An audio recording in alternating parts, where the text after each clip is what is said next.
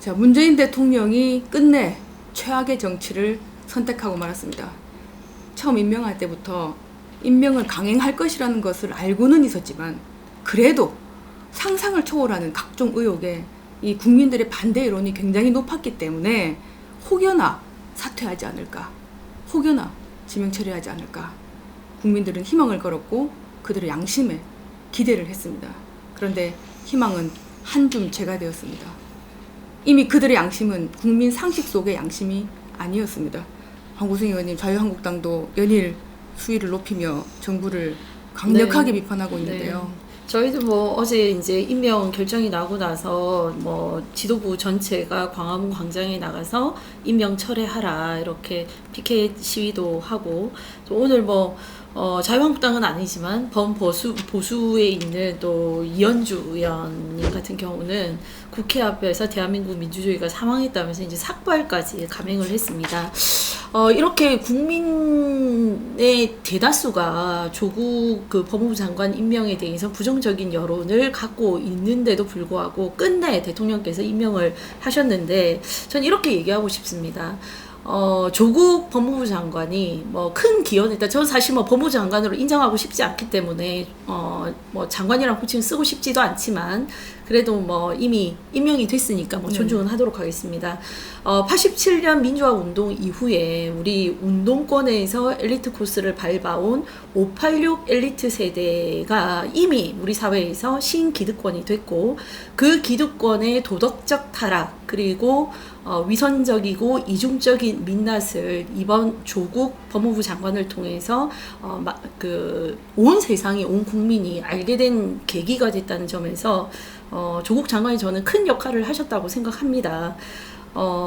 그 말과 행동이 일치하지 않는 것, 그리고 나는 이미 이 사회에서 온갖 기득권이 누릴 수 있는 것들은 다 누리고 있으면서 마치 사회적으로 본인들이 큰 어떤 기여를 해야 된다는 그런 강박관념이 있는 것인지, 그것도 뭐 일종의 사회적 책임인지는 모르겠지만 자신의 삶과는 다른 어떤 사회적 약자를 위하는 척하는 그런 위선적인 행동들, 저는 이번을 계기로 우리나라 정치계에 있어서 586 엘리트 세대가 퇴장을 해야 되는 큰 계기라고 생각하고, 그 뒤를 이을 새로운 X세대가 정치 전반에 나서는 정치 개혁의 정치 물갈이의 어떤 그 단초를 제공하는 그런 계기가 될 거라고 생각합니다. 그리고 조국 장관 임명 이후에 과연 문재인 대통령이 얻는 것은 무엇인가? 그 진영에 있는 분들이 우선 밀리지 않았다라는 어떤 승리, 자기 만족, 그리고 안도감을 느끼실지는 모르겠지만 결국 많은 국민들과 여론이 이미 장관 임명해서는 안 된다는 여론이 강했음에도 불구하고 무시했습니다. 언론이 얘기하는 거, 진보 보수 언론 할 거 없이 이번에 모두 이 문제에 대해서는 부정적인 여론을 갖고 있었는데, 기자들마저도 기레기라고 민주당 대변인이 표현을 하면서 언론의 얘기도 듣지 않았습니다.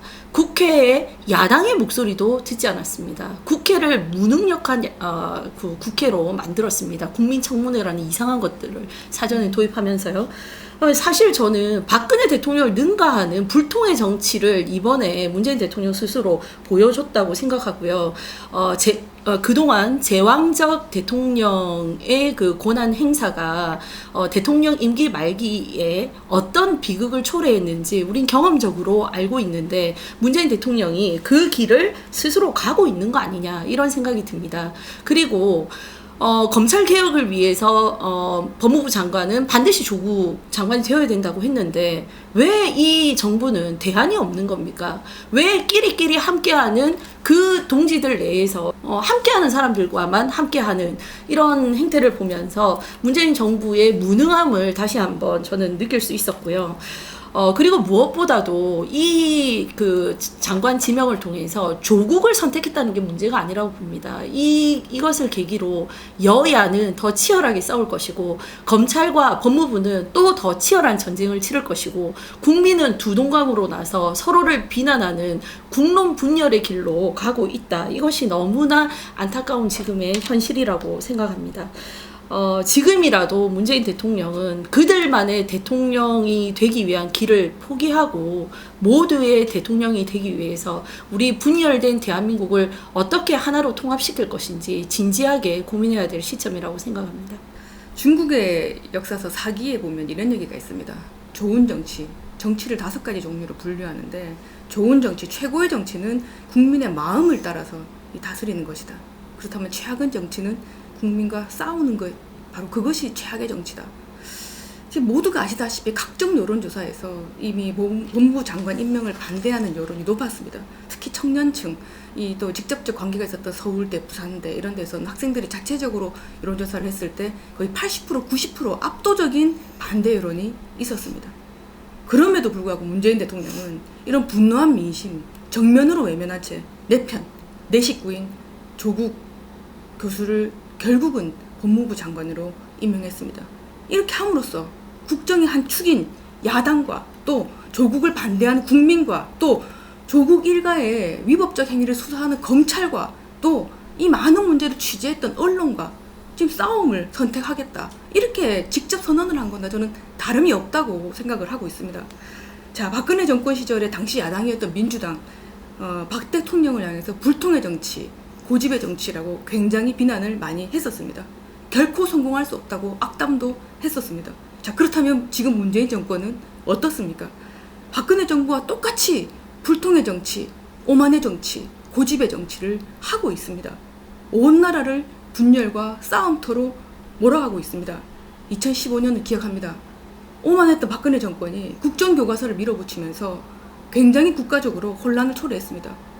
그런데 2019년에 대한민국 국민들은 지금 문재인 정부에서 조국 법무부 장관 임명 사태를 통해서 지금 2015년 박근혜 정부의 국정교과서와 같은 그런 어떤 드라마를 재방송 보는 듯한 그런 상황을 지금 국민들 앞에 연출하고 있는 것입니다. 국민들은 이번에 깨달았습니다. 현 정부가 부르짖던 공정과 정의는 그저 표를 얻기 위한 정치적 수사에 불과했다는 것을 알았습니다. 반칙과 특권 없는 세상을 만들겠다. 그런 약속은 순진무구한 국민들 그리고 나의 정적인 야당에게만 이거를 적용을 해서 개천에서 용이 날 수 없도록 하는 장치에 불과했던 것이고 현 정권 인사들은 이 반칙과 특권을 정말 하늘로 승천하는 동아줄로 잡아서 승승장구하고 있었구나. 정말 이런 현실을 우리가 이번에 조국 법무부 장관을 통해서 확실하게 깨달았던 것입니다. 조국 법무부 장관, 앞서 황구승 의원께서 이 운동권 세력들이 정계에 진출해서 어떤 모습을 보여주고 있는지 그들의 과거와 현재를 민낯을 보여주고 있다. 이런 어떤 의미를 말씀해 주셨는데요. 정말 대단한 걸 보여줬죠. 좀 더 구체적으로 말씀드릴까요? 반칙의 왕도를 보여줬습니다. 어떻게 하면 반칙을 잘할 수 있는가? 특혜 끝판왕을 보여주었고요. 거짓말의 진술을 보여주었으며 위선의 최고봉을 조국 법무부 장관이 보여주었습니다. 이런 사람이 법치국가 대한민국의 법무부 장관인데 어떻게 우리 사회가 공정하고 정의로운 길로 갈 수 있겠습니까? 낙타가 바늘구멍으로 들어가는 것보다 더 어려운 일이 됐습니다.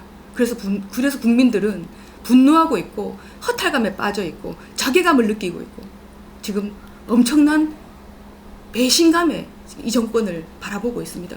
국민에게 이런 마음을 갖게 한 문재인 정부는 국민들로부터 반드시 심판받을 날이 올 것입니다. 자, 날개짓 한번 하지 못하고 추락하는 한국 경제, 늘어가는 나라빚, 흔들리는 동맹국과의 외교관계, 화해의 손짓에 막말과 미사일로 지금 대응하고 있는 북한에 대한 정책들, 거기다 민심을 외면한 고집불통 인사까지 총체적 난국이라는 말이 정말 문재인 정부에서 딱 들어맞는 게 아닌가. 국민들은 지금 이렇게 느끼고 있습니다. 국민을 속이고 민심을 외면하고 성공한 정부가 없습니다. 문재인 정부 이 점을 꼭 명심하시라고 말씀드리고 싶습니다. 지금 뭐 전국을 예측하기는 참 쉬운 것 같아요. 뭐 싸움할 일밖에 더 남았을까요? 말씀하신 대로 이게 쉬우면서도 어려운 문제가 있는 게요. 네. 쉽다는 것은 여대야 뭐 이제 정치권의 싸움으로 본다면은 예측이 그렇게 어렵지가 않은 것이고, 그런데 복잡한 문제는 지금 조국 장관의 이슈가 한 달 동안 끌고 왔던 것은 그냥 여대야 정치적 진보 대 보수의 전선이 아니었었거든요. 뭐 20대 젊은이 그리고 스윙 보터층 이런 쪽들이 반응을 했고 도덕성의 문제로 받아들여졌기 때문에 이 문제가 이제 복잡하고 길게 온 것이거든요. 네. 그렇다면은 정치적 문제는 조금 단순할 것인데 방금 말씀드린 이런 20대, 50대 스윙 보터와 연결되는 이런 전선은 정말 예측하기가 어려울 거예요.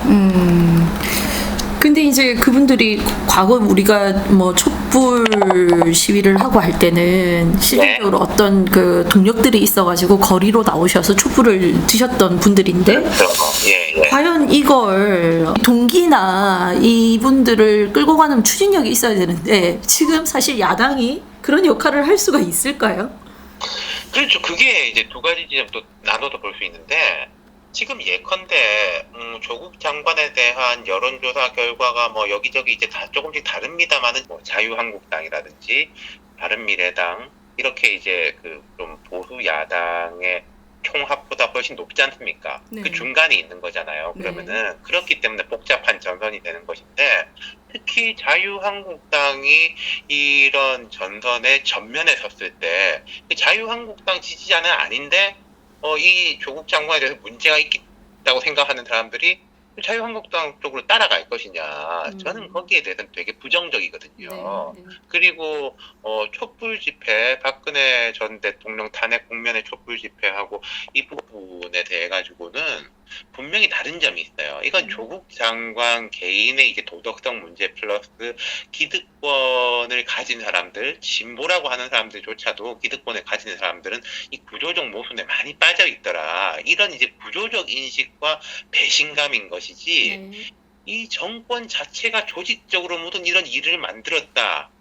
그거는 저도 생각을 안 하거든요. 그리고 지금 조국 장관에 대해서 문제를 느끼는 분들도 그렇게 생각하고 있는 것 같진 않아요. 그러니까 그 차이점이 결정적으로 있는 거죠. 이 정권의 핵심을 차지하고 있는 사람들이 이제 뒤에서는 결국 보수적인 사람들하고 다 똑같더라. 이런 문제하고 이 정권이 권력을 이용해가지고 여기는 이렇게 하고 저기는 저렇게 하고 이렇게 다 나눠가지고 비리를 저질렀더라 하고는 좀 다른 문제 아니겠어요? 그래서 이제 그런 어떤 예를 들면 그런 상황들이 아직까지 뭐 국민들한테 노출된 게 없고 이 조국 네. 사태 하나만 가지고는 그 정도까지 동력을 얻기에는 어렵다.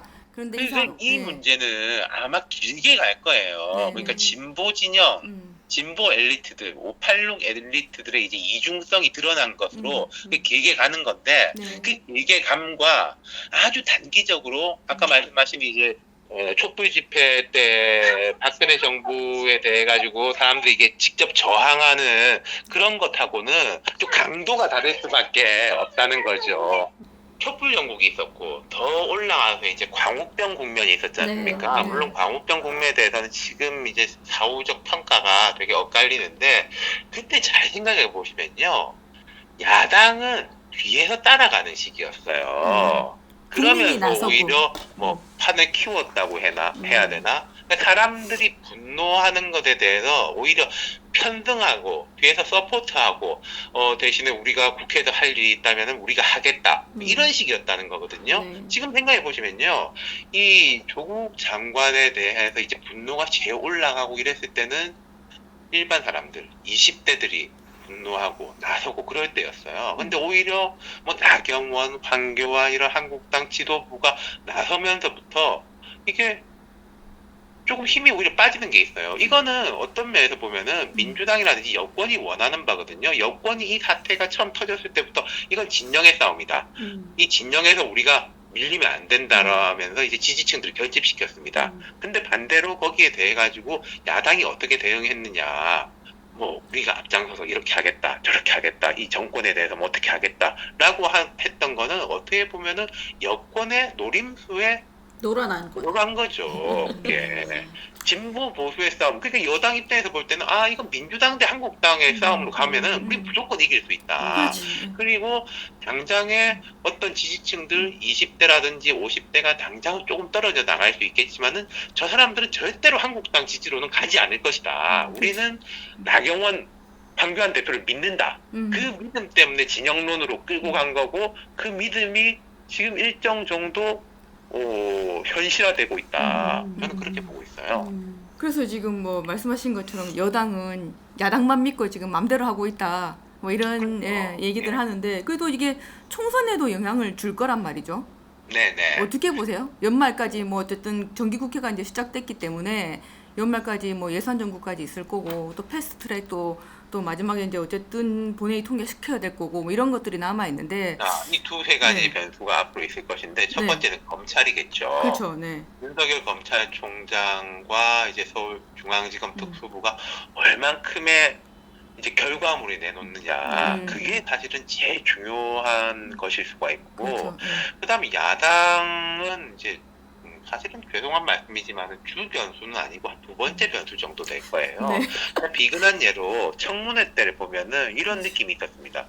이 사람들이 한국당 지지자가 아니에요. 네. 한국당 지지자가 아닌 사람들이 아니 이거밖에 못하냐, 아니 이런 의혹들에 대해서 왜 이렇게 막 좀 더 못 파고드냐, 답답해 죽겠다라고 했단 말이죠. 그렇죠. 지금 그러면 야당은 종속 변수로서의 역할을 충실히 할 수 있을 것이냐.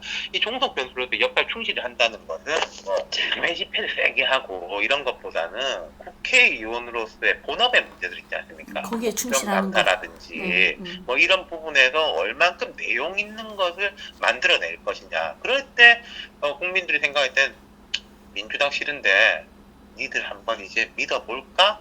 라는 정도로는 갈 수도 있을 거란 말이죠. 이게 저는 장애 집회를 어떻게 하고 그 다음에 뭐 이 집단과 저 집단이 같이 힘을 합치고 이런 걸로 풀릴 문제는 아니라고 생각해요.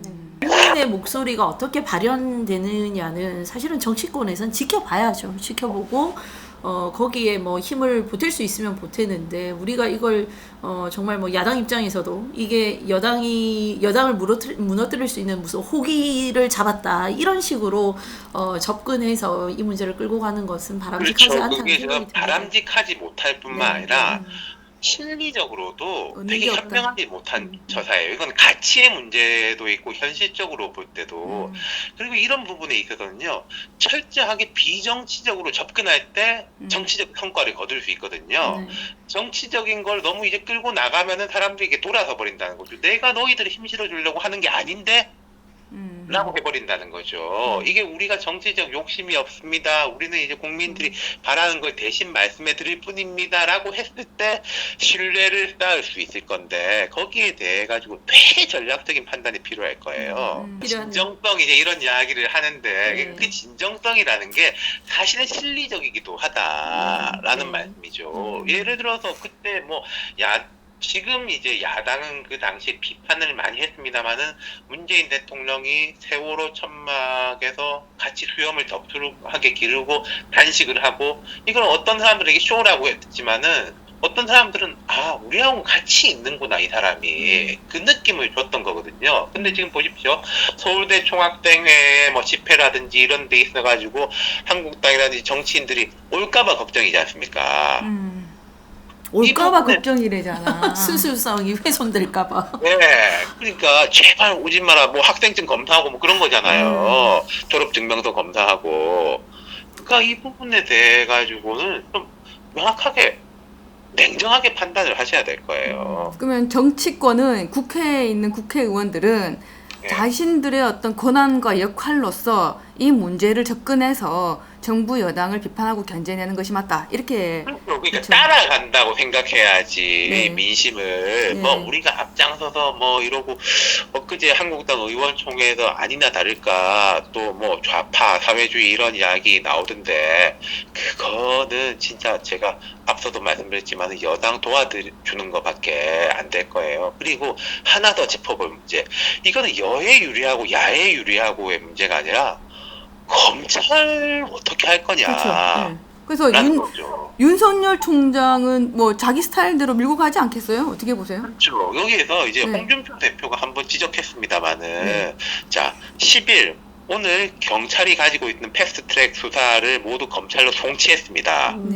검찰이 이제 어떤 액션을 취할지 모르겠지만은 경찰한테 다 넘겨라. 서류 전부 다 넘겨라. 라고 한 걸 보면 곧 뭔가 액션을 취할 거예요. 그러면 이 홍준표 대표가 그런 이야기를 했는데 그 지금 조국 수사한다고 웃고 즐길 때가 아니다. 그 다음에 니네한테 패스트트랙 수사하면은 뭐라 말할 거냐.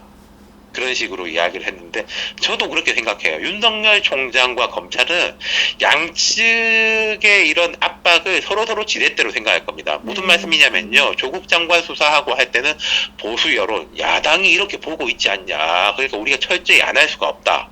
라고 할 것이고, 패스트 트랙 수사할 때는 아니 우리가 조국 장관 이렇게 철저히 수사했는데 이거에 대해 가지고 안 하면은 뭐 보수 검찰이냐 이런 이야기밖에 들을 수 없다. 또 철저히 수사할 수밖에 없다. 그러니까 오른쪽 보고 왼쪽 치고 왼쪽 보고 오른쪽 치고 양쪽 다 치는 거죠. 그래서 이 정치권에서 요즘 우스갯소리가 나오는 게 지정생존자 윤석열이라고.